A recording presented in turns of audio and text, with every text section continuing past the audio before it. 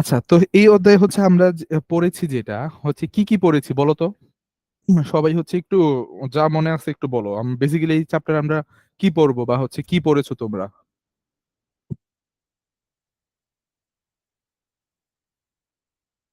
Sir হচ্ছে ভৌত পরিবর্তন, রাসায়নিক পরিবর্তন, তারপর হচ্ছে প্রত্যাবর্তী পরিবর্তন, অপ্রত্যাবর্তী পরিবর্তন। তারপর আমি তো মেবি হচ্ছে তাপ ও তাপমাত্রা পর্যন্ত পড়িয়েছিলাম না এই চ্যাপ্টারে? তোমাদের মেবি আমি পড়েছিলাম এটা। আচ্ছা, প্রত্যাবর্তী পরিবর্তন, অপ্রত্যাবর্তী পরিবর্তন, তারপর হচ্ছে রাসায়নিক পরিবর্তন। এই যে এই স্ট্যাটুটা চিনো? এটার নাম কি জানো? Statue of liberty. আচ্ছা, তো আমরা হচ্ছে দেখি ভৌত পরিবর্তন আর রাসায়নিক পরিবর্তন। পরিবর্তন তোমার হচ্ছে কোনো একটা বস্তুর দুই ধরনের পরিবর্তন হইতে পারে। ফর এক্সাম্পল, তোমার কাছে হচ্ছে একটা লোহা আছে, এটা দুই ধরনের পরিবর্তন হতে পারে। বা ধরো একটা বরফ আছে, এটা দুই ধরনের পরিবর্তন হতে পারে। একটা হচ্ছে ভৌত পরিবর্তন, একটা হচ্ছে কি রাসায়নিক পরিবর্তন। এখন ভৌত পরিবর্তন কি বলো তো, কে বলতে পারো? ভৌত পরিবর্তন বলতে কি বোঝায়? পদার্থের যে পরিবর্তনে শুধু অবস্থা বা আকৃতির পরিবর্তন হয়, তোমাদের কি কিন্তু এই নতুন চ্যাপ্টারে কি তোমাদের ডেফিনিশন লিখে দেওয়া লাগবে আবার, নাকি ওইগুলো লেখা আছে? স্যার এই চ্যাপ্টারটা না আপনি পড়াননি, ম্যাম পড়াইছিল একটা। এই তো ম্যাম যে পড়াইছে ওইখানে লিখে দেওয়া হয় নাই ডেফিনেশন? তারপর নো স্যার। আচ্ছা, ওইগুলো কি লিখে দেবো এখন? জি স্যার, লিখে দেন। আচ্ছা, তাহলে লিখো যে ভৌত পরিবর্তন কাকে বলে। খাতা কলম নিয়ে বসো, 1 মিনিট সময় দিছি, তারপর হচ্ছে লিখো। এটাকে বলা হয় তোমার ভৌত বা হচ্ছে অবস্থানগত পরিবর্তন। তো তোমরা হচ্ছে বেসিক্যালি ভৌত পরিবর্তন পড়বা। তো এখন লেখো যে যেই পরিবর্তনের ফলে পদার্থের শুধু বাহ্যিক আকার আকৃতি অবস্থান পরিবর্তন হয়, কিন্তু কোনো পদার্থের পরিবর্তন হয় না, তাকে হচ্ছে ভৌত পরিবর্তন বলে। এটা লিখে নাও। যে পরিবর্তনের ফলে, আমার কথা কি শোনা যায় জেমি? জি স্যার। জি স্যার। আচ্ছা, যে পরিবর্তনের ফলে পদার্থের শুধুমাত্র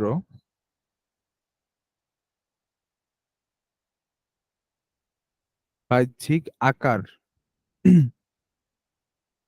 ও অবস্থার পরিবর্তন হয়,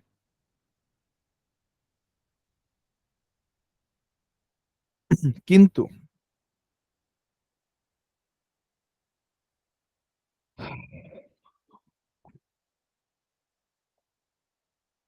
নতুন কোনো পদার্থে পরিণত হয় না।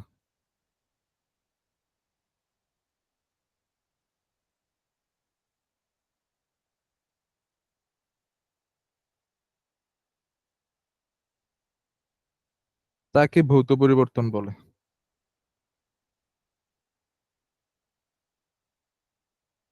ওকে,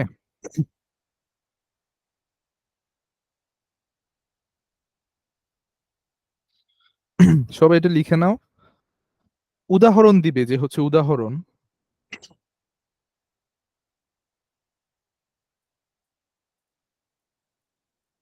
পানি থেকে কিসে পরিণত হয়? বরফ।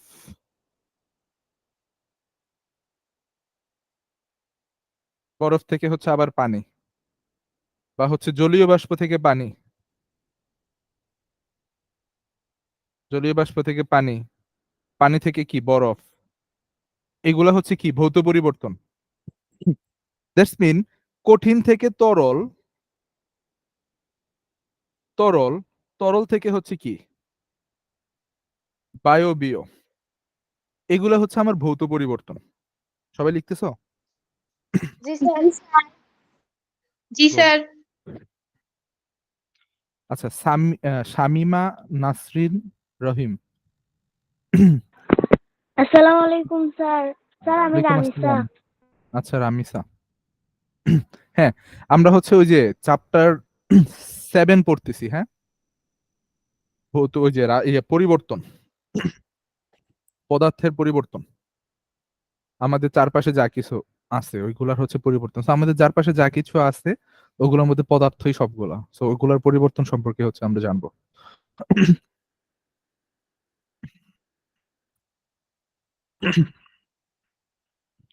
আচ্ছা, এখন বলে নি যে হচ্ছে পদার্থের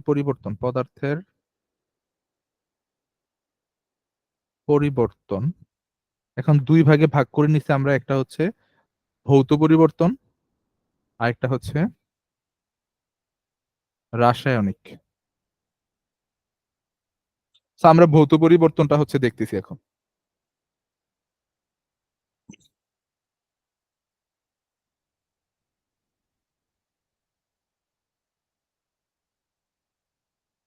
ভৌত পরিবর্তনটা হচ্ছে, দেখো সবাই খাতা অবশ্যই, আরে বই অবশ্যই পাশে রাখবে। লেখা হয়ে গেলে জানাও আমাকে।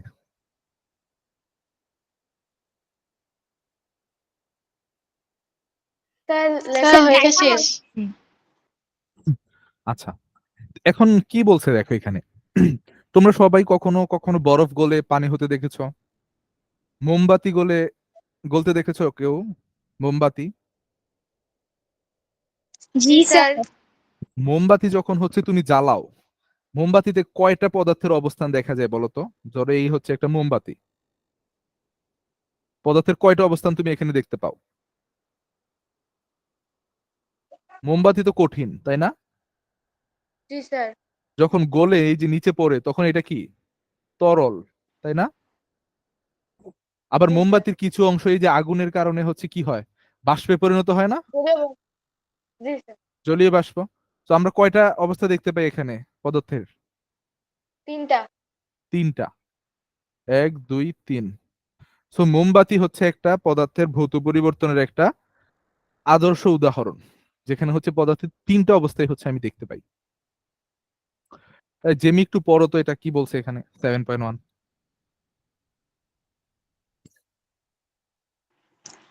ভৌত পরিবর্তন, গলন এবং স্ফুটন। তোমরা সবাই কখনো না কখনো বরফকে গলে পানি হতে দেখেছো। তোমরা সবাই জানো পানি এবং বরফ একই পদার্থ, যেগুলো আলাদা কিছু নয়, শুধু সেগুলোর অবস্থা আলাদা।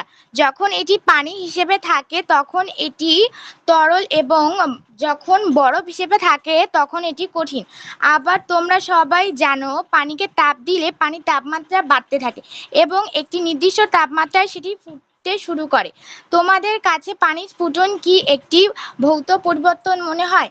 হ্যাঁ, অবশ্যই তা একটি ভৌত পরিবর্তন, কারণ এখন শুধু একটি তরল থেকে গ্যাসীয় অবস্থায় পরিবর্তিত হয়েছে। এটি কোনো নতুন পদার্থে পরিণত হয়নি এবং এর বৈশিষ্ট্যের কোনো পরিবর্তন হয়নি। তোমাদের আগেও পদার্থের ভৌত পরিবর্তন সম্পর্কে জেনেছো। সুতরাং বলা যায় পদার্থের যে পরিবর্তনে শুধু অবস্থা বা আকৃতির পরিবর্তন হয়, কিন্তু নতুন কোনো ধরনের পদার্থের সৃষ্টি হয় না বা ধর্ম একই থাকে, তাকে ভৌত পরিবর্তন বলে। রাসায়নিক পরিবর্তন, স্যার এটাও পড়বো? আচ্ছা, H2O মানে কি জানো? জি স্যার। জি H2 স্যার। মানে জি রামিসা স্যার। জানো এটা? H2 মানে কি? জি H2 মানে স্যার, হচ্ছে পানি। পানির সংকেত। পানির হচ্ছে রাসায়নিক সংকেত, তাই না? জি স্যার। রাসায়নিক সংকেত।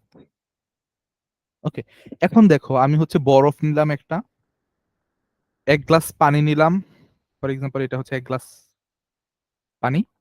আর হচ্ছে এখানে হচ্ছে আমি জলীয় বাষ্প দেখলাম, ধরো একটা এই যে আগুন দিয়ে হচ্ছে আমি এখানে এই জলীয় বাষ্প দেখতেছি, এটা হচ্ছে জলীয় বাষ্প।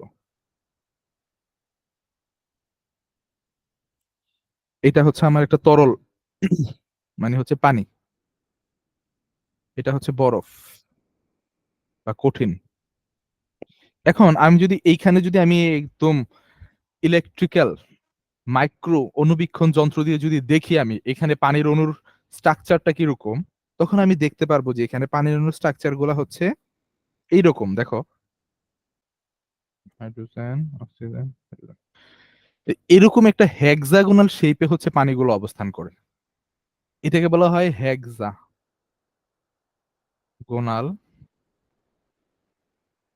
ঘটন, বলো ঘটন। হ্যাঁ, হেক্সাগোনাল হচ্ছে একটা ঘটনে হচ্ছে পানিগুলা থাকে এই যে বরফের মধ্যে, কিন্তু এইখানে দেখো এই যে পানির অণু সংকেত কিন্তু এইটাই H2O। সরি, এটা হয় নাই, দাঁড়াও আমি হচ্ছে ইয়াটা দেখাই, স্ট্রাকচারটা দেখাই একটু তোমাদের।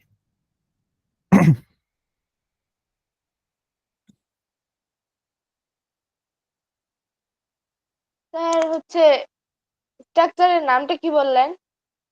দাঁড়াও আমি হচ্ছে বলতেছি, এটা এটা হেক্সাগোনাল স্ট্রাকচার। দাঁড়াও আমি হচ্ছে দেখাইতেছি, এটা ছবি দেখাইতেছি তোমাদের। বরফের স্ট্রাকচারটা কিরকম হয়? আচ্ছা, এটা কালো হয়ে গেছে কেন? আরেকটা নেই। আচ্ছা, এই যে এই ছবিটা দেখতে পাচ্তেছো তোমরা? জি স্যার। জি স্যার। জি স্যার। জি এটা স্যার। হচ্ছে মানে হেক্সাগোনাল মানে হচ্ছে তোমার হেক্সাগোনাল মানে হচ্ছে ষড়ভুজ আর কি। ষড়ভুজ চিনো না তোমরা? 6টা বাহু থাকে, যে এটা কয়টা বাহু? 1টা 2টা 3টা 4টা 5টা 6টা না? হেক্সাগোনাল বলতে বোঝায় জি স্যার। ষড়ভুজ। চিনো ষড়ভুজ? কে চিনো না?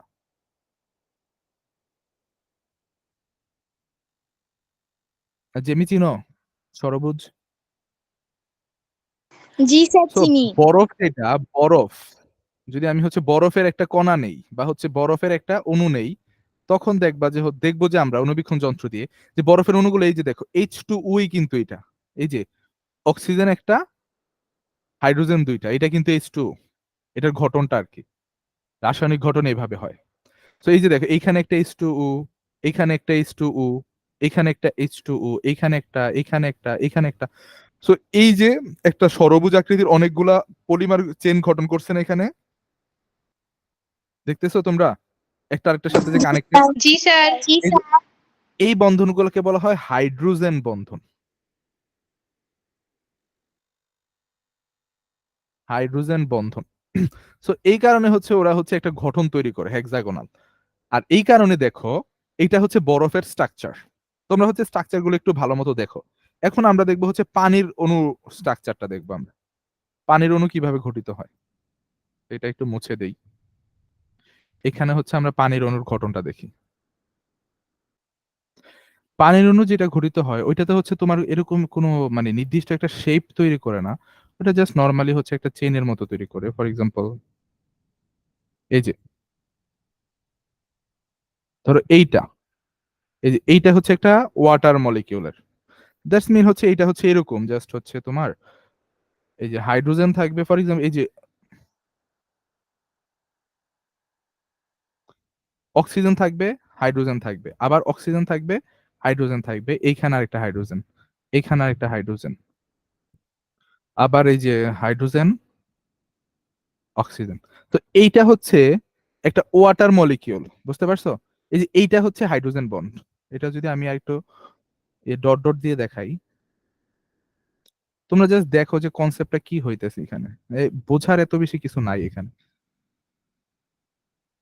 ওকে, সো এইগুলা বলছে এখানে হাইড্রোজেন বন্ধন গুলা হচ্ছে এইগুলা হাইড্রোজেন বন্ড। হ্যাঁ, এই যে এইটা হচ্ছে একটা মলিকিউল H2, এইটা একটা H2, এইটা একটা H2, একটার সাথে আরেকটা এই যে হাইড্রোজেন বন্ধন দ্বারা হচ্ছে। বাট এখানে দেখো কোনো হেক্সাগোনাল শেপ কিন্তু নাই। এখানে কি আছে ষড়ভুজাকার কোনো গঠন? No sir. না, এইটা হচ্ছে আমার পানির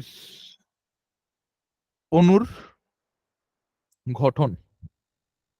ওকে, এই হচ্ছে আমার পানির অণুর গঠন। আর যদি আমরা বরফটা দেখি, সরি ইয়াটা দেখি, যদি এই যে গ্যাসীয় বা হচ্ছে জলীয় বাষ্পেরটা দেখি, দেখো জলীয় বাষ্পে কোনো হাইড্রোজেন বন্ধনই নাই। এই যে এইখানে একটা অক্সিজেন অণু থাকবে, এখানে একটা অক্সিজেন অণু থাকবে, এখানে আরেকটা থাকবে, মানে অনেক দূরে দূরে থাকবে। তো এইটা হচ্ছে আমার গ্যাসীয়। এখন বলো তো কোনটার ঘনত্ব সবচেয়ে বেশি হবে? এই স্ট্রাকচার দেখে কি বোঝা যায়?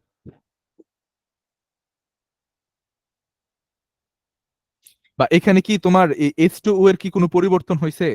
যে আমি তরল, গ্যাসীয়, বায়বীয় তিনটা অবস্থানে যে দেখলাম, নাকি H2O থাকতেছে প্রতিবার? বেশি কঠিন লাগতেছে নাকি? সবাই চুপ হয়ে গেছো। মাইক্রোফোন অন করে বলো সবাই। হ্যালো, জি হ্যাঁ, শোভা স্যার। আমার কথা শোনা যায়? কঠিন লাগতেছে বেশি? No sir. জাস্ট হচ্ছে আমি দেখাই দিছি যে স্ট্রাকচার গুলা কিভাবে হয়। হ্যাঁ, জেমি, না স্যার। আচ্ছা মাইক্রোফোন অন করে হচ্ছে তোমরা বলো, কথা বলো, হ্যাঁ বা হ্যাঁ না বলো কিছু একটা, তাহলে হচ্ছে আমি বুঝতে পারবো যে তোমরা বুঝতেছো কিনা।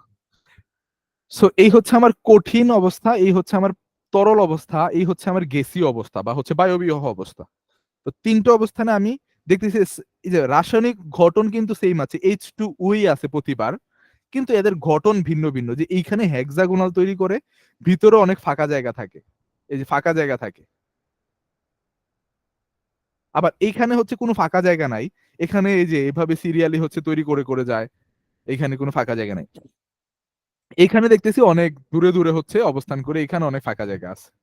ওকে, তো এইখানে তোমরা কি জানো বরফ পানিতে ভাসে কেন? বরফ পানিতে যে ভাসে জানো এটা? তার পানির ঘনত্ব বেশি এবং বরফের ঘনত্ব কম। কম, কারণ কি? এই যে হেক্সাগোনাল শেপের জন্য, হেক্সাগোনাল শেপের জন্য এই যে দেখো এখানে অনেকটা জায়গা ফাঁকা থাকতেছে, তাই না? জি স্যার। কিন্তু পানিতে কিন্তু এরকম জায়গা ফাঁকা থাকে না। ওরা কিন্তু এই যে এগুলো হাইড্রোজেন অক্সিজেন থাকে মানে একদম কাছাকাছি অবস্থান করে, যার কারণে জায়গা অনেক কম ফাঁকা থাকে। এই কারণে পানির ঘনত্ব বেশি বরফের তুলনায়। বরফ হচ্ছে কঠিন পদার্থ গঠন করতে গিয়ে ওরা হেক্সাগোনাল একটা বা ষড়ভুজ আকৃতির একটা গঠন তৈরি করে, মাঝখানে অনেক ফাঁকা জায়গা থাকে, যার কারণে আয়তন বেড়ে যায়। কিন্তু পানিতে এই জিনিসটা হয় না, এই কারণে পানির ঘনত্ব বেশি হয় বরফের তুলনায় আর কি। ঘনত্ব বেশি বলতে মানে জায়গা অনেক, সেম পরিমাণ পানি, হ্যাঁ যদি বরফ করো তাইলে জায়গা অনেক বেশি লাগবে, আর যদি হচ্ছে পানি রাখো তাইলে জায়গা কম লাগবে। এইটাই হচ্ছে ডিফারেন্স। কারণ হচ্ছে পানি অবস্থায় পানির অণুগুলা কাছাকাছি অবস্থান করে, বরফ অবস্থায় একটু দূরে দূরে থাকে, মানে একটা স্ট্রাকচারে থাকে। তো আমার বিষয় ওইটা না, আমার হচ্ছে দেখানোর জিনিস ছিল যে হচ্ছে আমরা যেই অবস্থানে যাই পদার্থের অণুগুলা সেমই আছে, যে H2O, এখানে H2O পরিবর্তন হয়ে অন্য কিছু হয় নাই। তার মানে কি এখানে ঘটনগুলা জাস্ট পরিবর্তন হয়েছে, দেখো এই যে ঘটনগুলা পরিবর্তন হয়েছে। তো এরকম যদি পরিবর্তন হয় তাইলে হচ্ছে আমরা এটাকে বলবো ভৌত পরিবর্তন। ক্লিয়ার জিনিসটা? ভৌত পরিবর্তন কিভাবে হয় এটা হচ্ছে আমরা একদম মাইক্রো লেভেলে দেখছি যে ভৌত পরিবর্তন আসলে কিভাবে হচ্ছে। হ্যাঁ,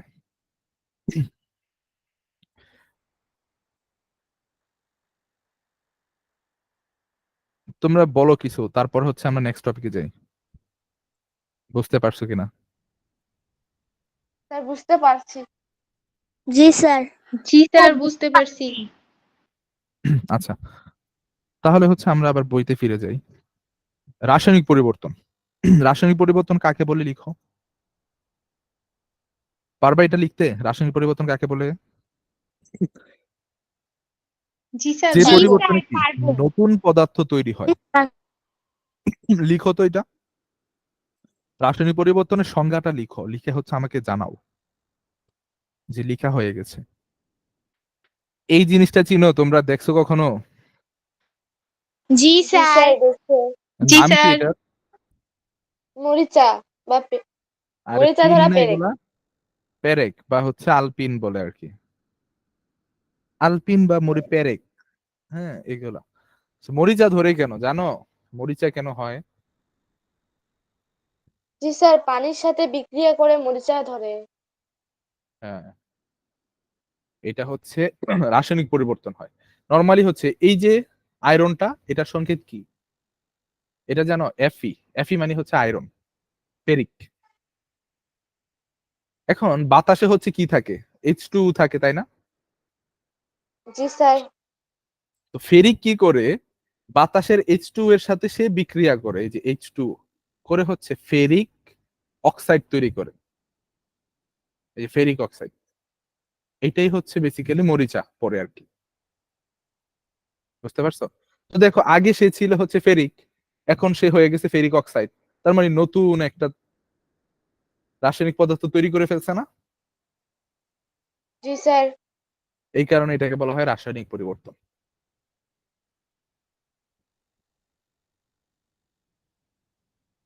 এটার সাথে হচ্ছে পানি থাকে আর কি। বেসিক্যালি এটা ফেরিকের সংকেত হচ্ছে FeU.H2O, মানে NH2O।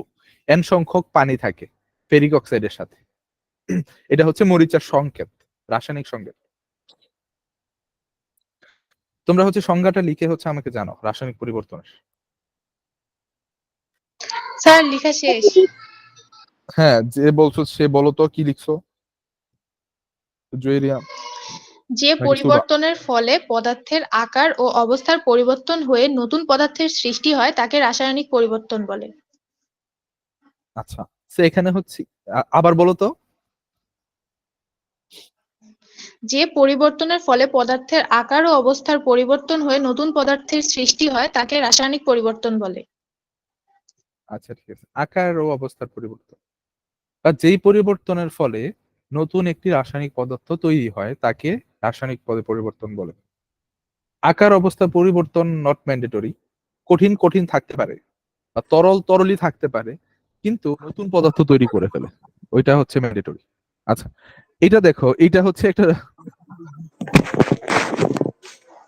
এটা বলো তো আগের রূপ কোনটা, এটা ছিল নাকি এইটা, এটা থেকে এটা হয়েছে নাকি এটা থেকে ওইটা হয়েছে?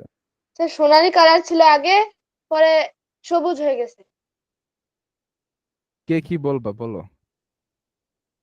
হ্যাঁ স্যার, প্রথমে হচ্ছে গোল্ডেন কালারটা স্যার ছিল। আগে স্যার আগে সোনালী জি কালারটাই স্যার। ছিল, মরিচা ধরার জন্যই সবুজ কালারটা হয়ে যায়।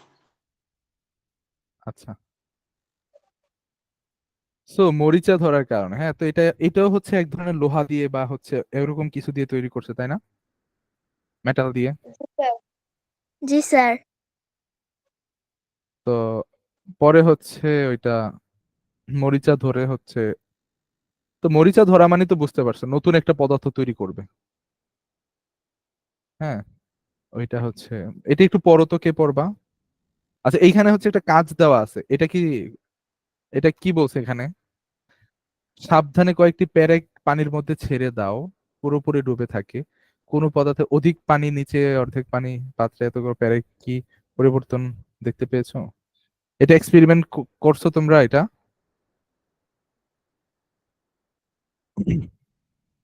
পেরেকে মরিচা ধরার, এটা আমরা আশেপাশে দেখতে পাই।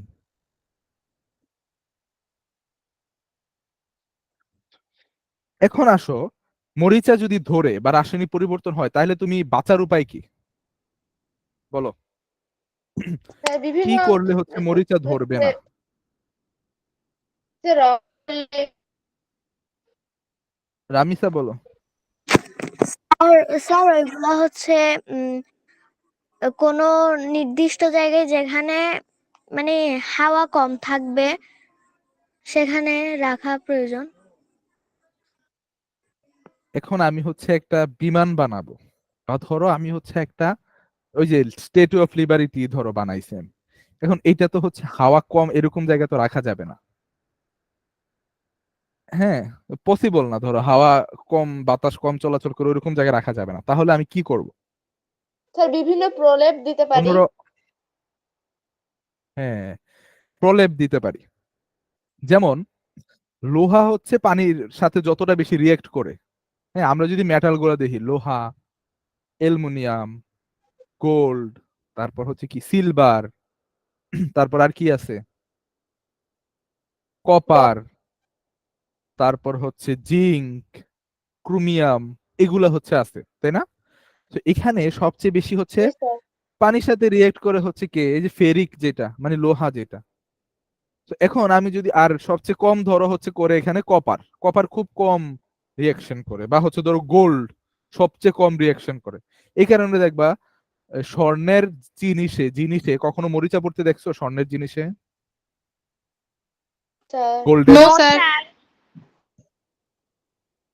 কারণ স্বর্ণ হচ্ছে অনেক নোবেল, নোবেল মানে হচ্ছে অনেক স্টেবল একটা মেটাল, যেটা হচ্ছে অন্যের সাথে রিয়াকশন করে না সহজে। হ্যাঁ, এই কারণে হচ্ছে স্বর্ণের জিনিসে মরিচা পড়ে না। তারপর হচ্ছে অ্যালুমিনিয়াম, অ্যালুমিনিয়ামও কিন্তু মরিচা কম পড়ে, অনেক মানে লোহার থেকে অনেক কম পড়ে। কপার, এগুলাতে কম পড়ে। হ্যাঁ, এই কারণে কি করছে, আমার লোহা যেটা আছে, হ্যাঁ, ওইটাকে হচ্ছে আমি এমন একটা সাবস্টেন্স দিয়ে ওইটার উপর একটা প্রলেপ, এই যে এরকম একটা আস্তরণ তৈরি করে দেব, যাতে ওইটার ভিতরে হচ্ছে লোহাটা রাখবো আমি, যাতে ওইটাও মরিচা পড়বে না আর লোহার সাথে বাতাসের কোনো সংস্পর্শ হবে না ওই পদার্থটার কারণে। বুঝতে পারছো রামিসা আইডিয়াটা কেমন? আমি তো বাতাস চলাচল তো আমি এখানে বন্ধ করতে পারবো না, এই কারণে আমি এমন করব যে হচ্ছে লোহাটাকে আমি কপারের ভিতর দিয়ে হচ্ছে কপারের একটা আস্তরণ তৈরি করে দেবো এখানে, যাতে বাতাসটা সরাসরি লোহাতে না লেগে কপারে লাগে, কারণ কপার তো এত বেশি রিয়াকশন করবে না।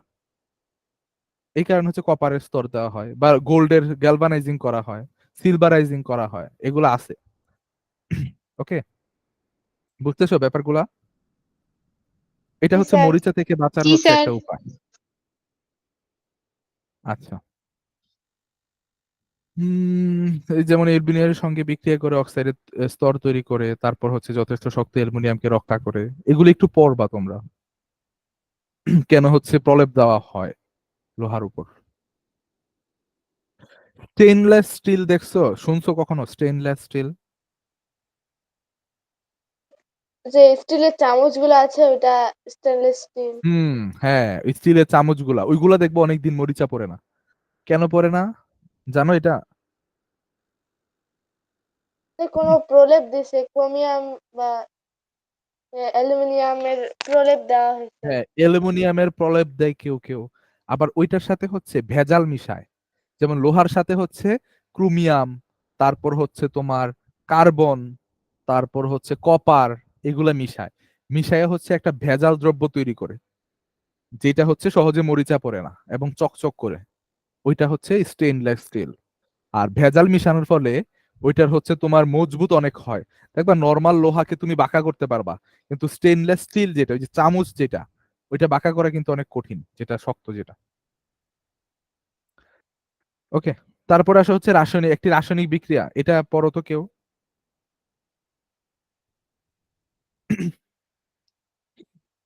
কে পড়বে? রামিসা পড়ো।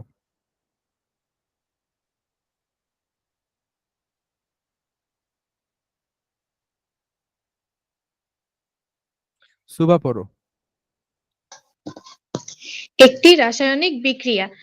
তোমরা রাসায়নিক পরিবর্তনের একটি সাধারণ পরীক্ষা, যেমন কার্বনের যৌগের সঙ্গে অ্যাসিডের বিক্রিয়ার মাধ্যমে প্রত্যক্ষ করতে পারো। রাসায়নিক বিক্রিয়া এবং পরিবর্তন বোঝার জন্য নিচের সহজ পরীক্ষাটি করা যেতে পারে। কাজ: প্রথমে কিছু চক গুঁড়া করে নাও, তারপর সেগুলো কোনো পাত্রে অথবা একটি চামচে নাও। এবার একটি ড্রপারের সাহায্যে বা অন্যভাবে সেখানে ফোঁটা ফোঁটা ভিনেগার না পেলে লেবুর রস ব্যবহার করতে পারো। যোগ করো।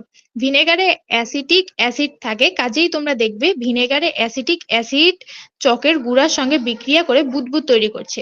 বুদবুদ সৃষ্টির কারণ হচ্ছে চক, যা মূলত ক্যালসিয়াম কার্বনেট, তার সঙ্গে ভিনেগার অ্যাসিটিক অ্যাসিড যোগ করার ফলে এখানে রাসায়নিক বিক্রিয়া সংঘটিত হয়ে কার্বন ডাই অক্সাইড তৈরি হয়েছে। আমরা বুদবুদ দেখেছি এই কার্বন ডাই অক্সাইডের কারণে। এটা তাহলে কি ধরনের পরিবর্তন? অবশ্যই রাসায়নিক পরিবর্তন, কারণ উৎপন্ন পদার্থ calcium acetate, carbon die oxide এবং পানি ক্যালসিয়াম কার্বনেট এবং অ্যাসিটিক অ্যাসিডের চেয়ে সম্পূর্ণ আলাদা এবং এগুলোর বৈশিষ্ট্যও ভিন্ন। এই পরীক্ষায় তোমরা চকের পরিবর্তে ডিমের খোসাও ব্যবহার করতে পারো, কারণ সেটি ক্যালসিয়াম কার্বনেটে পরিপূর্ণ। স্যার, প্রত্যাবর্তী পরিবর্তনটাও করবো? আচ্ছা, না এতটুকুই থাকুক। এখানে হচ্ছে আমরা একটা জিনিস দেখি, দেখো এখানে হচ্ছে ত্বকের গুঁড়া মানে তো জানো ক্যালসিয়াম থাকে বেশি, কার্বনেট, ক্যালসিয়াম কার্বনেট হচ্ছে তোমার চকের গোড়া থেকে পাবা। এইটা হচ্ছে ক্যালসিয়াম কার্বনেটের সংকেত, ক্যালসিয়াম কার্বনেট। এসিটিক অ্যাসিড যেটা, ওইটা হচ্ছে তোমরা ভিনেগারে পাবা। হ্যাঁ, এসিটিক অ্যাসিড, এই যে CH3COOH, এটা হচ্ছে এসিটিক অ্যাসিডের সংকেত। ওকে, এখন দুইটা যদি হচ্ছে তুমি যোগ করো, দ্যাটস মিন ক্যালসিয়াম কার্বনেট, এই যে ক্যালসিয়াম কার্বনেট প্লাস হচ্ছে এসিটিক অ্যাসিড COOH। এখন হচ্ছে তোমার নতুন যে সাবস্টেন্সটা তৈরি হবে বা যে নতুন যে পদার্থটা তৈরি হবে, ওইটা কি হবে?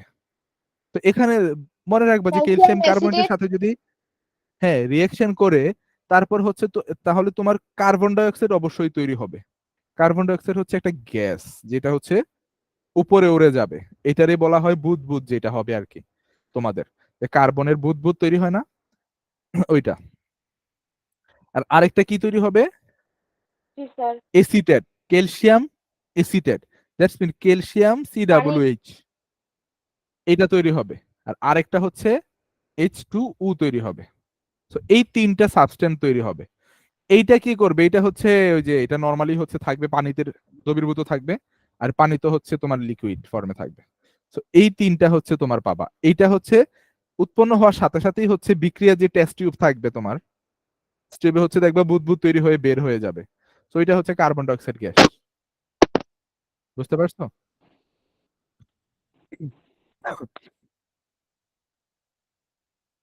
রিয়েকশনটা চাইলে লিখে রাখতে পারো। আচ্ছা, তারপরে হচ্ছে আমরা চলে যাই প্রত্যাবর্তী পরিবর্তন। স্যার আমি দেখতে পাচ্ছি না ঠিক করে। আচ্ছা, দাঁড়াও দাঁড়াও এক সেকেন্ড। স্যার এখন পাচ্ছি। তোমাদের হচ্ছে ক্যালসিয়াম CH3 COH। তোমরা হচ্ছে রিয়েকশনটা একটু লিখে নাও সুন্দর করে। দাঁড়াও এক সেকেন্ড, আমি হচ্ছে এটা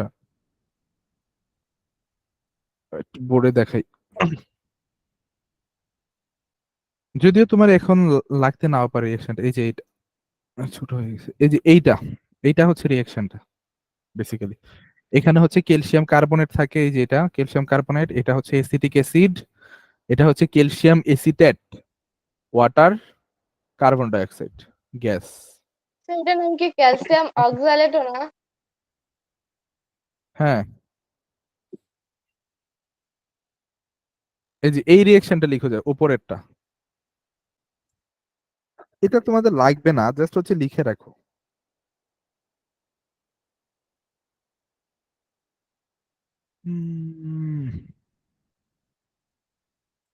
ওকে, লিখা হয়ে গেলে জানাও, তারপর হচ্ছে আমরা বইতে চলে যাই। স্যার লেখা শেষ। আচ্ছা, সবার হয়েছে? স্যার লেখা শেষ। জি স্যার। আচ্ছা, সুভা হচ্ছে লিভ নিয়ে ফেলছে, ও মনে হয় নেট চলে গেছে বা কিছু একটা।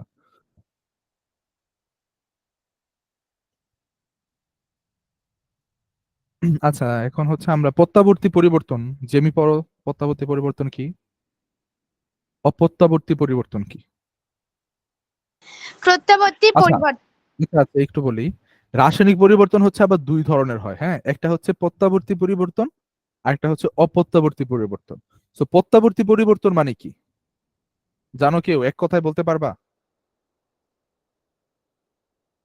স্যার স্যার যে যেটা জিনিস পরিবর্তন হয় স্থায়ী হবে না, আবার আগের অবস্থায় ফিরে যাবে। হ্যাঁ, ধরো হচ্ছে তুমি স্যার যে জিনিসটা কঠিন থেকে, স্যার আগের হ্যাঁ অবস্থায়,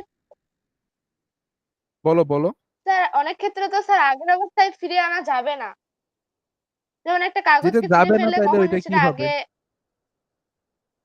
অপ্রত্যাবর্তী পরিবর্তন। হ্যাঁ, তাহলে দেখো এখানে দেখো, এই যে কাঁচকে তুমি ভেঙে ফেলছো তাই না?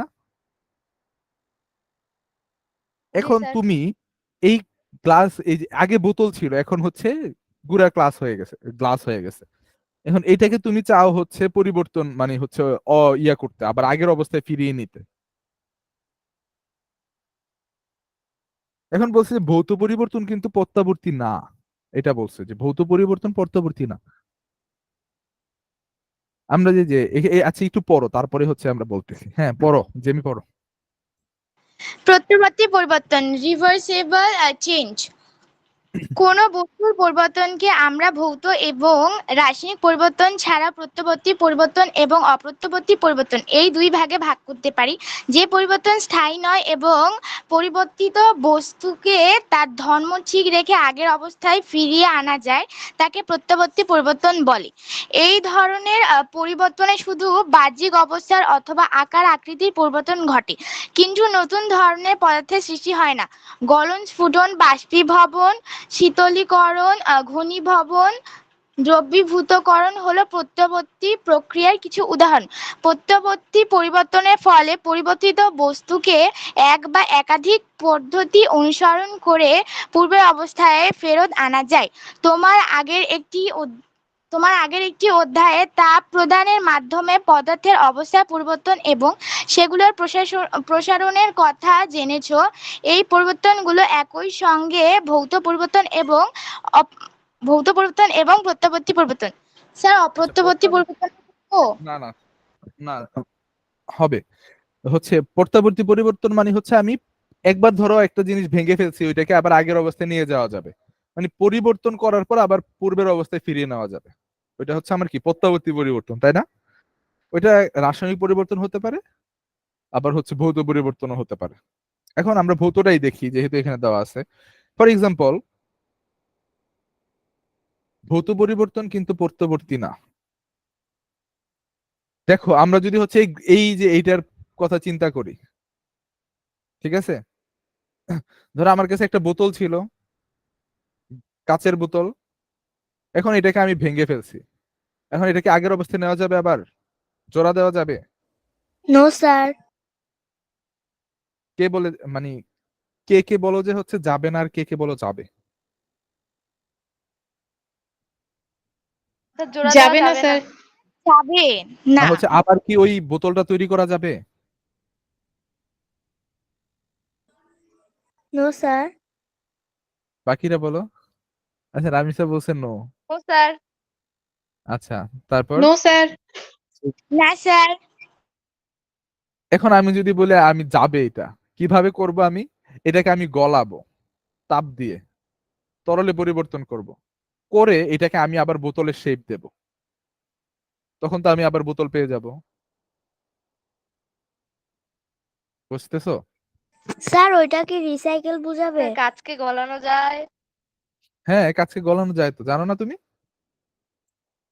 তাপ দিলে কাজ গলে তো, ও স্যার। 1100 ডিগ্রি সেলসিয়াস আশেপাশে। এখন তুমি হচ্ছে একটা কাঠ কেটে ফেলছো, এখন কাঠকে কি তুমি জোড়া আগের অবস্থায় নিতে পারবা? বলো। No sir. কাঠকে কি গলাইয়া নো আবার স্যার। হচ্ছে তুমি জোড়া দিতে পারবা? No sir. কোনো সিস্টেম তো নাই। নো তারপর স্যার। তুমি হচ্ছে গাজর গাজর কেটে ফেলছো, বা হচ্ছে কোন একটা সবজি কেটে ফেলছো, এটাকে কি আবার নিতে পারবা আগের অবস্থায়? No no sir. No sir. Okay, এখন কাগজ ছিঁড়ে ফেলা, এটা কি নেওয়া যাবে নাকি বলো? স্যার আঠা লাগাই নেওয়া যাইতে পারে। যাবে। জি স্যার যাবে। স্যার যাবে। এটাকে ফার্স্টে হচ্ছে তুমি কাগজ থেকে কাগজ তৈরি করা যায়, হ্যাঁ জানো এটা কাগজ থেকে কাগজ তৈরি করা যায়। জি জি স্যার। স্যার। জি স্যার যাবে। আচ্ছা, লেবু কেটে ফেলছো, এটা জোড়া দেওয়া যাবে আগের মতো? No no sir. তো স্যার। যেগুলো আগের মতো করা যাবে না ওইগুলো হচ্ছে তোমার অপত্যবর্তী, আর যেগুলো করা যাবে ওইগুলো হচ্ছে প্রত্যাবর্তী। ঠিক আছে? আচ্ছা, এখন আসো হচ্ছে অপর্তাবর্তীতে। এটা কে পড়তে চাও? স্যার আমি পড়ব। হ্যাঁ, পড়ো। অপ্রত্যাবর্তী পরিবর্তন। অপরদিকে যে ধরনের পরিবর্তন স্থায়ী এবং পরিবর্তিত বস্তুকে কোনো প্রকার ভৌত অথবা রাসায়নিক প্রক্রিয়ার আগের অবস্থায় ফিরিয়ে আনা যায় না তাকে অপ্রত্যাবর্তী পরিবর্তন বলে। নতুন বস্তুর সৃষ্টি এই ধরনের পরিবর্তনের অন্তর্ভুক্ত। রান্না করা, পুড়ানো, গুঁড়া করা ইত্যাদি হলো কিছু পদ্ধতি যার ফলে অপ্রত্যাবর্তী পরিবর্তন সংঘটিত হয়। যেমন একটি কাঁচা ডিম সিদ্ধ করা হলে সেটিকে কোনোভাবে আর আগের অবস্থায় ফিরিয়ে আনা সম্ভব ফিরে নেওয়া নয়। যাবে না। পারবা কেউ নিতে? No sir. ধরো ডিম নো ভেঙে স্যার। ফেলছো, নো এখন স্যার। কি আবার নতুন করে জোড়া দিতে পারবা এটাকে? পসিবল নো না। স্যার। নো এই স্যার। কারণে এগুলোকে বলা হয় ইরিভার্সিবল, মানে স্যার। আগের অবস্থায় তুমি যাইতেই পারবা না, এই কারণে এগুলো অপর্তাবর্তী। কিন্তু ধরো তুমি হচ্ছে একটা লোহাকে, হ্যাঁ, ভেঙে ফেলছো, এখন এটা থেকে আবার তুমি হচ্ছে একটা চামচ তৈরি করতে পারবা না? পারবো জি স্যার। স্যার। জি স্যার। কলা বা গলায় হচ্ছে আবার শেপ দিবা, শেষ চলে যাবে আগের অবস্থায়। তো এই জিনিসগুলা হচ্ছে বুঝতে হবে কোনটা আমরা পারবো আর কোনটা পারবো না। ওকে, স্যার তারপর পড়ো। হ্যাঁ, পড়ো। তোমরা নিশ্চয়ই অনুমান করতে পারছো যে পরবর্তী পরিবর্তনগুলো হচ্ছে ভৌত পরিবর্তন, কিন্তু সকল ভৌত পরিবর্তন কিন্তু প্রত্যাবর্তী নয়। যেমন একটি রাবার ব্যান্ড টেনে লম্বা করা যায় এবং সেটি ছেড়ে দিলে আবার সেটা আগের অবস্থায় ফিরে যায়। এটি একটি ভৌত পরিবর্তন এবং একই সঙ্গে প্রত্যাবর্তী পরিবর্তন। যদি রাবার ব্যান্ডকে অনেক বেশি টেনে সেটি ছিঁড়ে ফেলা হয়, তাহলে সেটি যদিও কখনো একটি ভৌত পরিবর্তন, কিন্তু সেটি আর প্রত্যাবর্তী পরিবর্তন নয়। উপরের ছবিতে কয়েকটি ভৌত পরিবর্তনের উদাহরণ দেওয়া হয়েছে যেগুলো প্রত্যাবর্তী পরিবর্তন নয়। অপরদিকে রাসায়নিক পরিবর্তনগুলো হলো সব সময় অপরবর্তী পরিবর্তন, কারণ সেগুলো আগের অবস্থায় ফিরিয়ে নেওয়া যাবে না। প্রত্যাবর্তী স্যার এটা পড়বো। আচ্ছা, তো অপরবর্তী হচ্ছে আমরা বুঝতে পারছি তো কি কি হবে অপরবর্তী পরিবর্তন। দুইটা ডেফিনেশন লিখে নাও, আমি বলি তোমরা লিখো। যে পরিবর্তনের ফলে, লিখো, যে ভৌত বা রাসায়নিক পরিবর্তন পূর্বের অবস্থায় ফিরিয়ে নেওয়া যায় তাকে হচ্ছে আমরা কি বলি? প্রত্যাবর্তী পরিবর্তন বলি। আর যেটা হবে যে ভৌত বা রাসায়নিক পরিবর্তনকে আমরা পূর্বের অবস্থায় ফিরিয়ে নিতে পারবো না বা সম্ভব নয়, তাকে স্যার হচ্ছে একটু আমরা আবার বলবেন? ভৌত হ্যাঁ, স্যার কোন আবার বস্তুর বলবেন একটু প্রথম পরিবর্তনকে থেকে? আমরা, আচ্ছা লিখো লিখো, যে পরিবর্তনের ফলে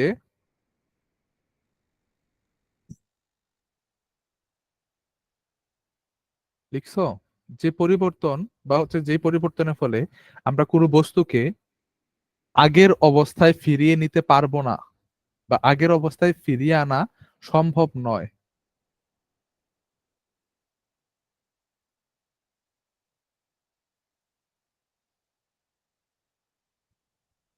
সম্ভব নয় মানে হচ্ছে অপ্রত্যাবর্তী, মানে ইরিভার্সেবল। আর সম্ভব যদি লিখো তাহলে হবে প্রত্যাবর্তী বা রিভার্সেবল। বুঝতে পারছো? এটা হচ্ছে প্রত্যাবর্তী বা আরেকটা নাম আছে, এটা উভয়মুখীও বলা হয়। এই উভয়মুখী নামটা শুনছো কখনো, এই কথাটা? যে তোমার ধরো এ আছে, এ থেকে তুমি বি করতে পারবা, বি থেকে আবার এ করতে পারবা, এটা হচ্ছে আমার প্রত্যাবর্তী প্রক্রিয়া, তাই না? জি স্যার। আর অপ্রত্যাবর্তীতে কি হয় দেখো, এ থেকে তুমি জাস্ট বি করতে পারবা, বি থেকে এ নট পসিবল। বি থেকে তুমি সি করতে পারো, ডি করতে পারো, ওইটা আলাদা হিসাব। বাট তুমি বি থেকে কখনোই এতে আসতে পারবা না। এইটা হচ্ছে তোমার মনে রাখার technique.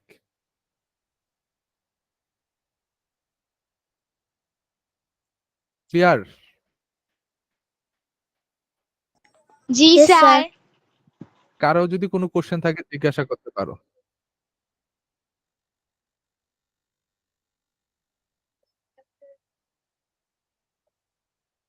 Do you have any question? না থাকলে হচ্ছে আমরা পরের টপিকে যাই। No, প্রত্যাবর্তী প্রক্রিয়ার সাহায্যে পদার্থের পুনরায় ব্যবহার করা। এখন প্রত্যাবর্তী প্রক্রিয়াটার একটা সুবিধা আছে, যে হচ্ছে আমি যে প্লাস্টিক ইউজ করি ডেলি, যে কাচের বোতল ইউজ করি, ওগুলোকে আমি হচ্ছে রিসাইকেল করতে পারি প্রত্যাবর্তী প্রক্রিয়ার মাধ্যমে। কিভাবে রিসাইকেল করে? ধরো প্লাস্টিকের বোতল তুমি ইউজ করছো, এই যে এটা কোক খাইছো বা হচ্ছে ধরো পেপসি খাইছো, এখন খাওয়ার পর ওইটা হচ্ছে তুমি ফেলে দিছো।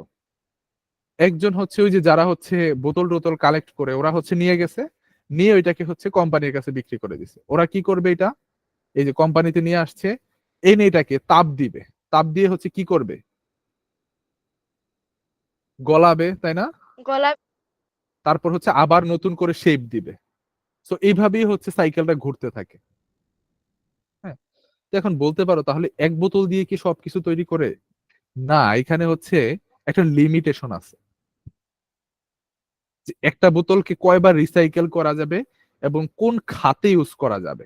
ফর এক্সাম্পল, একটা পানির বোতলকে তুমি যদি তুমি রিসাইকেল করো, করে এটা দিয়ে আরেকবার পানির বোতল তৈরি করা যাবে, কিন্তু দ্বিতীয়বার আর ওই বোতলটা দিয়ে হচ্ছে পানির বোতল তৈরি করা যাবে না, বা হচ্ছে ওইটা স্বাস্থ্যসম্মত হবে না। হ্যাঁ, ওইটা দিয়ে পরবর্তীতে তোমার ব্যবহার্য, যেমন হচ্ছে বালতি, ঝুড়ি, তারপর হচ্ছে তোমার ধরো ঝাড়ু, এগুলা তৈরি করতে হবে। বুঝতে পারছো? জি স্যার। এটা একটু পড়ো, কে পড়বা? প্রত্যাবর্তী প্রক্রিয়ার সাহায্যে। স্যার আমি পড়ি, জুয়াইরিয়া। হ্যাঁ হ্যাঁ, পড়ো। প্রত্যাবর্তী প্রক্রিয়ার সাহায্যে পদার্থকে পুনরায় ব্যবহার্য করা। প্রত্যাবর্তী পরিবর্তনের মাধ্যমে প্লাস্টিককে রিসাইকেল বা পুনরায় ব্যবহার করা যায়। পাশের ছবিতে প্লাস্টিক রিসাইকেল চক্র দেখানো হয়েছে। প্লাস্টিকের তৈরি বিভিন্ন জিনিস যেমন পানির বোতল, খাবার সংরক্ষণের পাত্র ইত্যাদির আকৃতির পরিবর্তন করে নতুন ধরনের পদার্থ তৈরি করা যায়, নতুন ধরনের পাত্র তৈরি করা যায়। আবার রিসাইকেল করা প্লাস্টিকের সাহায্যে বিভিন্ন ফার্নিচার, খেলার মাঠের জিনিসপত্র ইত্যাদি সহ আরো অনেক কিছু তৈরি করা যায়। আমরা সকলেই জানি যে বিভিন্ন পদার্থকে যতটা সম্ভব রিসাইকেল করে পুনরায় ব্যবহার করা কতটা গুরুত্বপূর্ণ, কারণ এটি পরিবেশের আবর্জনার পরিমাণ কমাতে সাহায্য করে। এছাড়া নতুন উপকরণ তৈরিতে ব্যবহৃত প্রাকৃতিক সম্পদ সংরক্ষণ করতে সহায়তা করে। এখানে উল্লেখ্য যে কাঁচ এবং প্লাস্টিকের রিসাইকেল সম্ভব, কারণ উভয়েরই রাসায়নিক বৈশিষ্ট্যগুলো এমন যে তাদের উত্তপ্ত এবং ঠান্ডা করা যায়, এবং উত্তপ্ত বা ঠান্ডা করার পরেও সেগুলোর বৈশিষ্ট্য একই রকম থাকে। কাঁচের মতো কাগজ তৈরির পদ্ধতিও প্রত্যাবর্তী পদ্ধতি, এবং কাগজকে রিসাইকেল করা যায়। পৃথিবীব্যাপী প্রচুর পরিমাণে ব্যবহার করা কাগজ থেকে এই ধরনের রিসাইকেল পদ্ধতির মাধ্যমে পুনরায় ব্যবহার্য কাগজ তৈরি করা হয়ে থাকে। নষ্ট কাগজে পানি এবং কিছু রাসায়নিক পদার্থ যোগ করে এবং পরিষ্কার করা সহ কিছু নির্দিষ্ট পদ্ধতি অনুসরণ করে আবার আগের মতো কাগজ তৈরি করা হয়। হ্যাঁ, কে জানি কোশ্চেন করছিল যে কাঁচকে কি হচ্ছে গলানো যায় কিনা? হ্যাঁ, আমিও কোশ্চেন করছিলাম। আচ্ছা, বুঝতে পারছো? কাঁচকে হচ্ছে তাপ দিয়ে গলানো যায়, হ্যাঁ, প্লাস্টিকের মতোই। ইভেন কাগজ যেগুলা থাকে ওইগুলাকে হচ্ছে আমরা রিসাইকেল করতে পারি। কাগজে হচ্ছে প্রথমে হচ্ছে কি করে আমি বলি, কাগজকে ওরা ওই যে বাসা থেকে কিনে নিয়ে যায় না কেজি করে, দেখছো কখনো বিক্রি করছো তোমরা? জি স্যার। আমি হচ্ছে আগে যে পরীক্ষার পর হচ্ছে আমি এই পরীক্ষার রেজাল্ট দেওয়ার পর হচ্ছে আমি এই যে আগের বছরের বই খাতা সব বিক্রি করে দিতাম। তো ওরা হচ্ছে এগুলা কিনে নিয়ে যায়, নিয়ে হচ্ছে আরেকটা এরকম একটা কোম্পানি থাকে যারা কাগজ তৈরি করে ওদের কাছে বিক্রি করে। ওরা হচ্ছে এগুলাকে ছোট ছোট টুকরা করে, একটা মেশিন আছে যেটার ভিতরে দিলে হচ্ছে বড় কাগজটা হচ্ছে ছোট ছোট টুকরা হয়ে যায়, এরকম ছোট ছোট অনেকগুলা টুকরা হয়। করার পর ওইগুলাকে হচ্ছে পানিতে ভিজায়, ভিজানোর পর একটা রাসায়নিক পদার্থ দেয়, যার কারণে ওরা গলে যায়, গলে হচ্ছে আবার পরিষ্কার করার পর আবার আগের মতো কাগজ তৈরি করতে পারে। বুঝতে পারছো? স্যার। জি স্যার। আচ্ছা, বেসিক্যালি এখন ওই যে ফিল্টারিং করে আর কি। তুমি যেহেতু কাগজে অনেক লিখালিখি করছো, তো এখানে একটা কাগজের কলমের দাগ থাকবে না কালো, তো ওই কালো দাগটাকে হচ্ছে ওরা পরিষ্কার করার জন্য হচ্ছে ফিল্টার করে আর কি। ওই আমরা পানি যেমন ফিল্টার করি না, করে হচ্ছে খাই, এরকম ওই কাগজের তরল যে পদার্থটা থাকে ওইটারে হচ্ছে তরলটাকে ফিল্টার করে আর কি, করে কালিটাকে আলাদা করে ফেলে আর কাগজটাকে আলাদা করে, করার পর ওই তরলটাকে আবার হচ্ছে শুকায় আবার নতুন কাগজ তৈরি করে। ওকে, তো এইগুলা হচ্ছে সিস্টেম আর কি। রিসাইকেল করা অনেক ইম্পর্টেন্ট এবং গুরুত্বপূর্ণ ভূমিকাও পালন করে রিসাইকেল করা।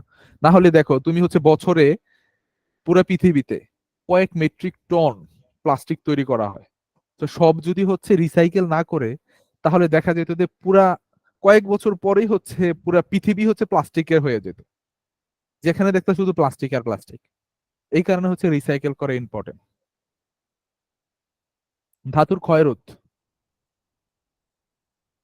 এই যে রিসাইকেল করার ইম্পর্টেন্টটা কিন্তু আসে পরীক্ষায়, এটা হচ্ছে তোমরা ভালো করে পড়ে রাখবা। আর এখানে যে উইকলি ওই যে মান্থলি এক্সাম নেওয়া হয়, ওইখান থেকে যদি আমি কোশ্চেন করি যে মানে হচ্ছে রিসাইকেল করার হচ্ছে ইম্পর্টেন্টটা দেব, 5টা পয়েন্ট করে লিখবা রিসাইকেল করা ইম্পর্টেন্ট। ধাতুর ক্ষয়রোধ, এটা কে পড়বা? স্যার আমি পড়ি। আমি করি। আচ্ছা, তোমরা তো পড়তেছো, ইয়া পড়ো, এই যে জেমি পড়ো বা হচ্ছে সুবা পড়ো। জেমি পড়ো। ধাতুর ক্ষয়রোধ। ধাতু তৈরি জিনিস যদি ক্রমাগত ক্ষয় হতে থাকে তাহলে এক সময় তা ব্যবহারের অযোগ্য হয়ে পড়ে। আমরা যদি এগুলো যথাযথ ব্যবহারের ব্যাপারে যথেষ্ট সচেতন হই তাহলে ক্ষয় রোধ করা সম্ভব। কাজ গ্রহ গৃহস্থালিতে প্রতিনিয়ত ব্যবহৃত ধাতুর জিনিসপত্রের একটা তালিকা তৈরি হ্যাঁ, এটা এবং করবা। দেখো, এটা গৃহপালিত প্রতিনিয়ত আমরা যেগুলো ইউজ করি আর কি, যেমন কি ইউজ করি বলো তো?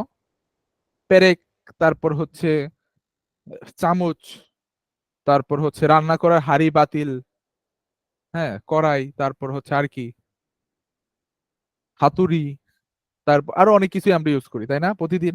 ইভেন আমরা যে জ্বালানাও তো একটা লোহার তৈরি। তো ওইখানেও হচ্ছে মরিচা পড়তে পারে, ক্ষয় হতে পারে। বুঝতে পারছো? তো এগুলো তোমরা জানো কি কি হচ্ছে আছে, এটা অনুসন্ধান করে লিখতে তো পারবা, তাই না? এগুলো যদি পরীক্ষা আসে। জি স্যার। জি স্যার, পারবো। আচ্ছা, তারপর থেকে পড়ো, ওই যে স্বাভাবিকভাবেই ওইখান থেকে পড়ো। স্বাভাবিকভাবেই প্রশ্ন জাগতে পারে, লোহার ক্ষয় রোধের জন্য কিভাবে মরিচা বন্ধ করা যেতে পারে।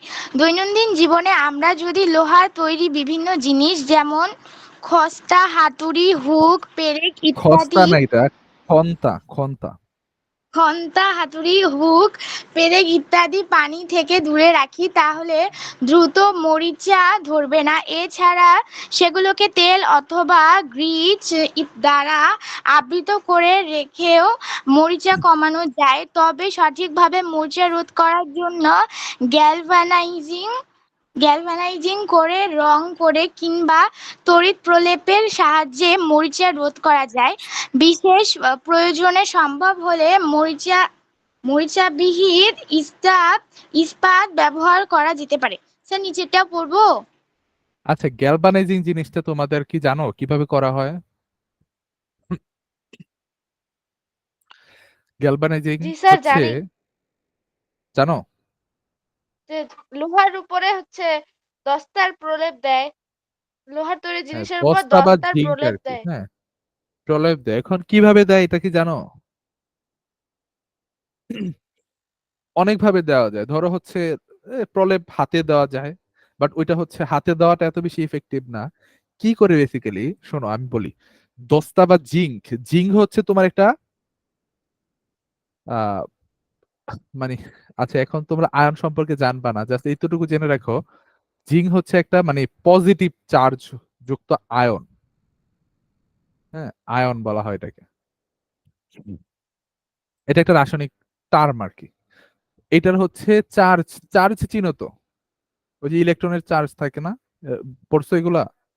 জি স্যার। Electron, proton. জি তো স্যার। এরকম জিঙ্ক হচ্ছে পজিটিভ চার্জ ওয়ালা একটা হচ্ছে আয়ন বা হচ্ছে মলিকিউল। এখন টিন বা লোহা, যেটা লোহার উপর আমি জিঙ্কের প্রলেপ দেব, তো পজিটিভ অলওয়েজ কোন দিকে যায়? নেগেটিভের দিকে যায়, তাই না? নেগেটিভের সাথে যুক্ত হইতে জি চায়। স্যার। এখন আমি হচ্ছে জিঙ্কের একটা মানে জিঙ্ককে হচ্ছে পানিতে হচ্ছে আমি দ্রবীভূত করব, করে বিশাল একটা জায়গায় এইবার আমি হচ্ছে লোহার যে টিনটা আমি তৈরি করছি, ওই টিনটাকে ওই পানিতে চুবাবো। চুবানোর পর ওই টিনের ভিতরে হচ্ছে আমি ওই যে ব্যাটারির দুইটা প্রান্ত থাকে না, একটা পজিটিভ আর একটা নেগেটিভ, দেখছো ব্যাটারির? জি স্যার। তো ওই টিনের ভিতরে আমি নেগেটিভ প্রান্তটা নিয়ে কানেক্ট করে দেব। করলে দেখো জিঙ্ক হচ্ছে এই যে নেগেটিভের দিকে আকৃষ্ট হবে, হয়ে হচ্ছে এই নেগেটিভে হচ্ছে লেগে যাবে। তো এটাকে বলা হয় গ্যালভানাইজিং। বুঝতে পারছো? জি স্যার। এটা হচ্ছে মানে ইলেকট্রিক্যাল তড়িৎ প্রবাহের মাধ্যমে গ্যালভানাইজিং করা। আবার স্প্রে করেও কেউ কেউ করে গ্যালভানাইজিং, ওইটাও করা যায়। তো ওইটা হচ্ছে আমি একটা পদ্ধতি বললাম যে হচ্ছে কিভাবে হচ্ছে নরমালি হচ্ছে গ্যালভানাইজিং করা হয়, যে তড়িৎ প্রবাহের মাধ্যমে। এটা একটা প্রসেস, পজিটিভ নেগেটিভ কাজে লাগাইয়া গ্যালভানাইজিং করে। আচ্ছা, তড়িৎ প্রলেপ পড়ো। তড়িৎ প্রলেপ পড়লে আরো ক্লিয়ার হয়ে যাবে।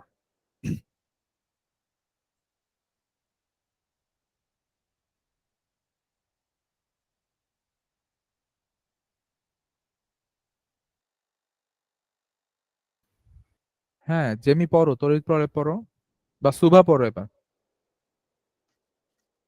তড়িৎ প্রলেপন, ইলেকট্রোপ্লেটিং। তড়িৎ প্রলেপন হচ্ছে এমন একটি পদ্ধতি যেখানে অধিক সক্রিয় ধাতুর উপরে তড়িৎ বিশ্লেষণের সাহায্যে কম সক্রিয় ধাতুর একটি প্রলেপ সৃষ্টি করে অধিক সক্রিয় ধাতুকে মরিচা থেকে রক্ষা করা হয়। লোহার তৈরি জিনিসকে সাধারণত তামা, ক্রোমিয়াম, টিন অথবা নিকেল দিয়ে তড়িৎ প্রলেপন করা হয়। এর মাধ্যমে গহনার সৌন্দর্য ও সাজসজ্জা বাড়ানো যায় এবং চামচ, ছুরি, বিভিন্ন মোটর যন্ত্রাংশ ইত্যাদি স্থায়িত্ব বৃদ্ধি করা যায়। এটি শুধু ধাতুর ক্ষয় রোধ করে না, বরং এটাকে আকর্ষণীয় এবং চকচকে করে তোলে। হ্যাঁ, এটা তো আমি বলছি যে হচ্ছে ওই যে ইয়া করা হয়, তারপরে রং করা পড়ো তো। রং করা, পেইন্টিং। রং করার মাধ্যমেও ধাতুর ক্ষয় রোধ করা যায়। ক্ষয় রোধ করার জন্য আমরা বাসার রেলিং, সেলফ, গাড়ি কিংবা ইস্পাতের তৈরি বিভিন্ন জিনিসে রং করা হয়ে থাকে। সময়ের সঙ্গে সঙ্গে রং একসময় নষ্ট হয়ে যায়, তখন এসব জিনিসকে আবার সঙ্গে সঙ্গে রং করে ফেলা ভালো।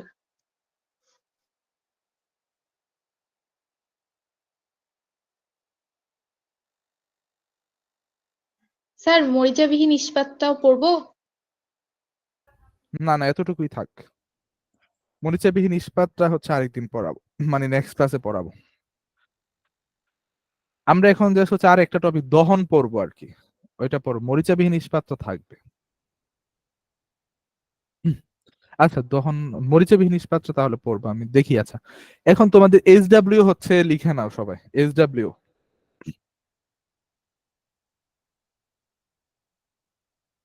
লিখতেছ? ভৌত পরিবর্তন আর রাসায়নিক পরিবর্তনের মধ্যে 3টা পার্থক্য লিখবা।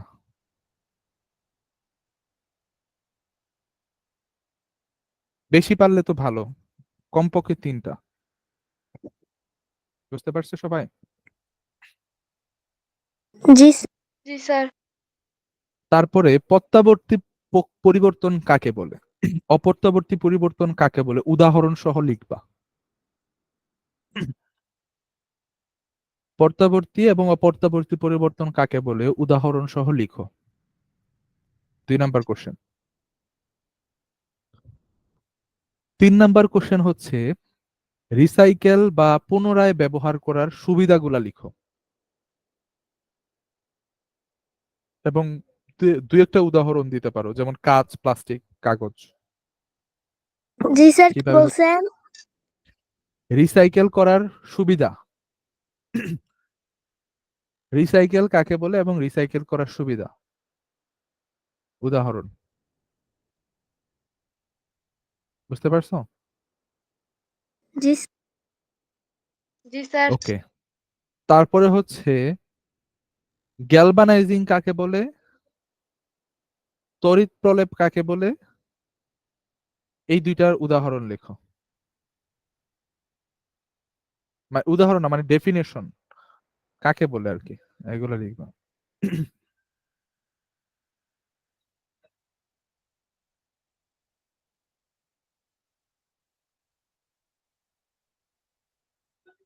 ওকে।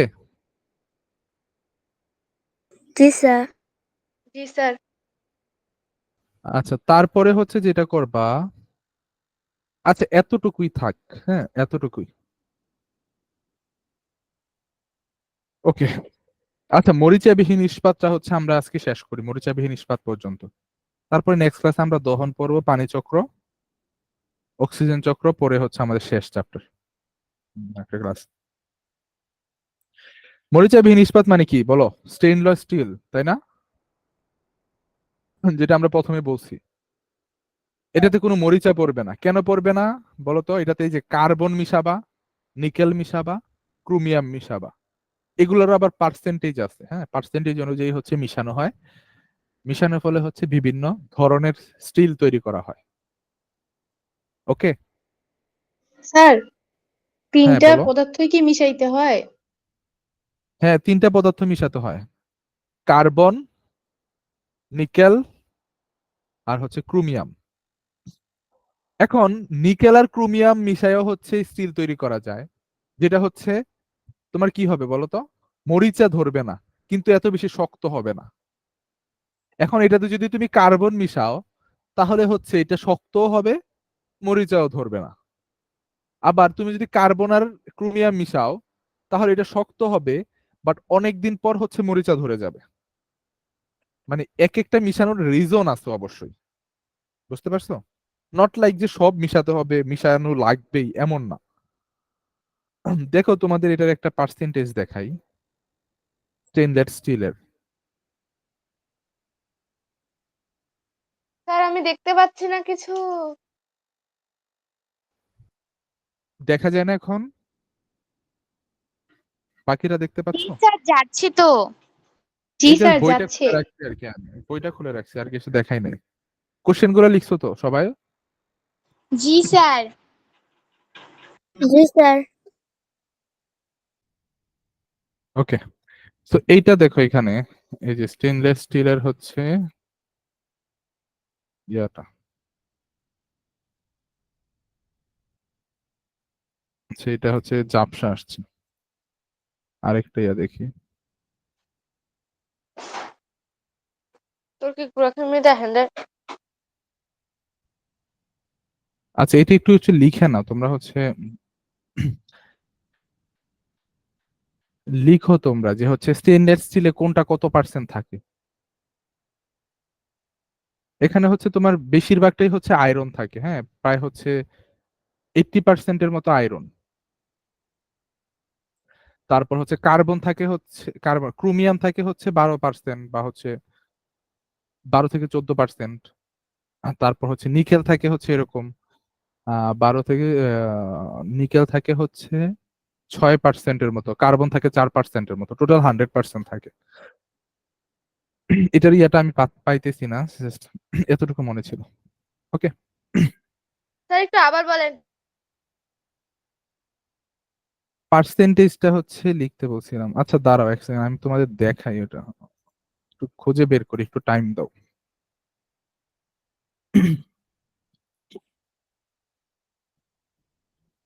কার্বন স্টিল, এই যে এই ছবিটা দেখতেছো, জি এইটা স্যার। এইটা জি স্যার। তো দেখো টোটালটা হচ্ছে এখানে 100%, ঠিক আছে। কার্বন অনেক কম থাকে, কার্বন, হ্যাঁ, কার্বন ধরো এইটুকুই, ধরো কার্বন এটা 4%-এর মতো কার্বন থাকে। তারপর ক্রোমিয়াম থাকে এখানে প্রায় 80%, 28%-এর মতো। নিকেল থাকে হচ্ছে ধরো কত পার্সেন্ট, নিকেল হচ্ছে 40%-এর মতো থাকে, আর বাদ বাকি সব হচ্ছে আয়রন থাকে। আয়রন হচ্ছে সবচেয়ে বেশি, মানে মেইন জিনিসটা আয়রন। আয়রনের সাথে হচ্ছে ভেজাল হিসাবে ক্রোমিয়াম, সিআর মানে হচ্ছে ক্রোমিয়াম, এনআই মানে হচ্ছে নিকেল, সি মানে হচ্ছে কার্বন, এগুলা হচ্ছে অ্যাড করা হয়। এছাড়াও আরো অনেক কিছু অ্যাড করে, যেমন কপার, তারপর হচ্ছে ম্যাঙ্গানিজ, সিলিকন, তো ওইগুলা হচ্ছে তোমাদের লাগবে না, জাস্ট এইগুলা মনে রাখলেই হবে। বুঝতে পারছো? জি স্যার। জি স্যার। আচ্ছা আচ্ছা, এতটুকু যে পড়াইছি, কারো কোনো কোশ্চেন আছে, ডাউট আছে, বুঝতে পারো নাই? বলো। No sir. No sir. না নো। থাকলে বলো, আর থাকলে বলো। আচ্ছা ঠিক আছে, তাহলে হচ্ছে তোমরা যদি কোনো কোশ্চেন না থাকে তাহলে লিভ নিতে পারো, হ্যাঁ। স্যার স্যার আসসালামু আলাইকুম। আসসালামু ওয়ালাইকুম আলাইকুম। আসসালাম। ওয়ালাইকুম